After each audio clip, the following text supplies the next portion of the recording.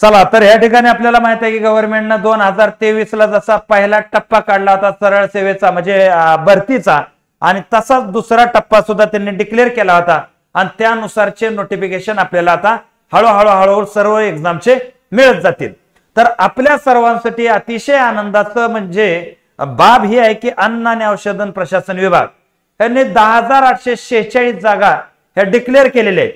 आता 10,846 जागा ज्या आहेत ह्याचा नेमका मॅटर काय आहे, नेमकी भरती कधी होऊ शकते, याचा सिलेबस काय असू शकतो, आणि तुम्ही नेमकी तयारी कशी केली पाहिजे, या समस्त गोष्टीची चर्चा आपल्याला आजच्या या व्हिडिओमध्ये करायची आहे.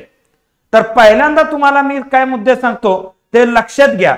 तर पहिला विषय इथं लक्षात घ्यायचा मुद्दा म्हणजे ही बॅच आहे. ओके, ही बॅच पण लक्षात ठेवा, याच्याविषयी मी शेवट बोलेल, परंतु आपल्याला हे ओपन करायचं नव्हतं, ओपन हे करायचं होतं आपल्याला.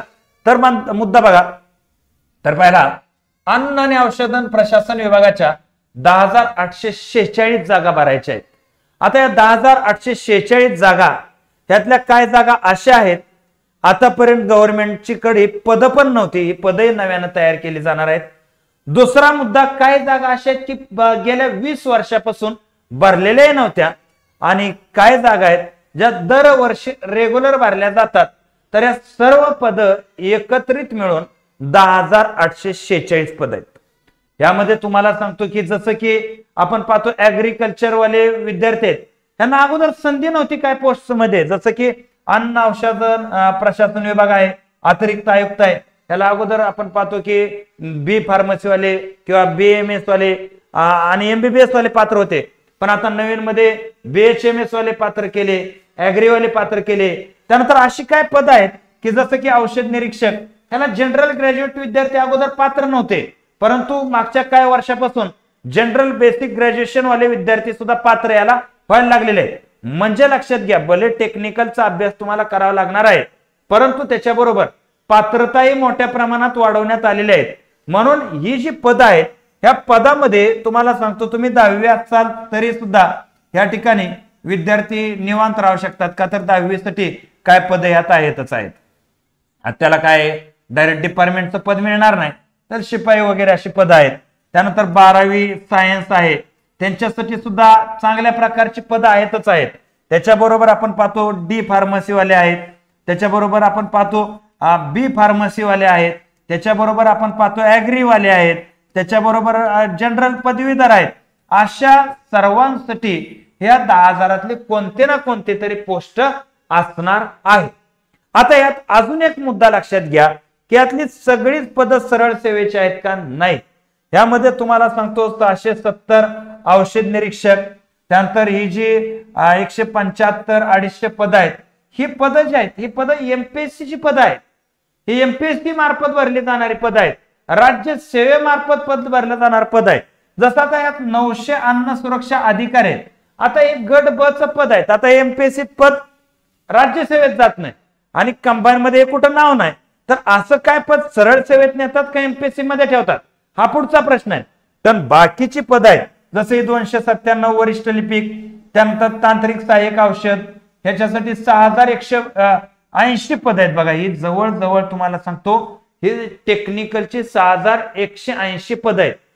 आता ही पद पहिल्यांदाच निघल्यासारखी निघलेले आहेत जवळजवळ तुम्हाला सांगतो इतक्या मोठ्या प्रमाणात, का तर अगोदर भरली जायचे या पोस्ट, पण फार कमी प्रमाणात भरले जायचे.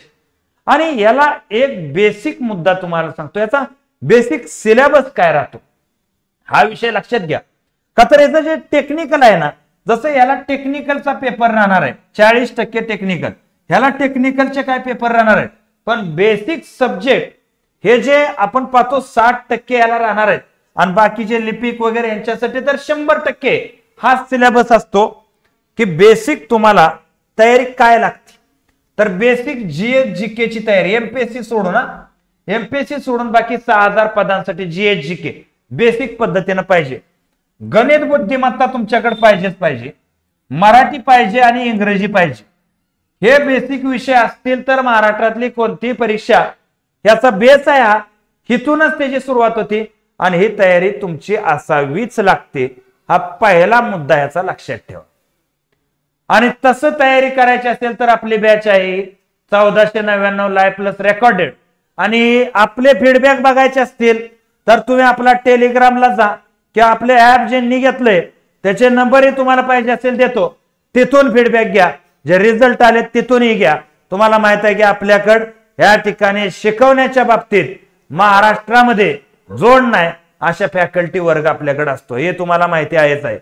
आता हा मुद्दा लक्षात घ्या, ह्याला जे टेक्निकल लागतं तुम्ही माझ्याकडे आलात, हे बेसिक केलं, उद्या ऍड आली आणि टेक्निकल करायचंच आहे तुम्हाला, तर टेक्निकल साठी तुम्हाला वेगळ्या काय करायची गरज नाही. त्या पोस्टसाठी टेक्निकल स्वतः या ठिकाणी मी स्वतः MSc मायक्रोबायोलॉजी आहे तुम्हाला सांगतो. म्हणजे आता याचं एक मुख्य झाली बघा, बरेच 20-25 वर्षात नव्हते मायक्रोबायोलॉजी MBBS वगैरे असं क्वालिफिकेशन होतं, त्याला ऍग्री वगैरे, आता राज्यसेवेत होते, त्याची मला वाटतं त्याची मुख्य आता मी देऊन आलतो. तो मुद्दा लक्षात ठेवा. म्हणजे हा विषय लक्षात घ्या, टेक्निकलला तुम्ही तिथं वेगळी माणसं शोधायची गरज आपल्याला नसते. असो काय हरकत नाही. ह्या ठिकाणी मी थांबतो. जय हिंद, जय महाराष्ट्र.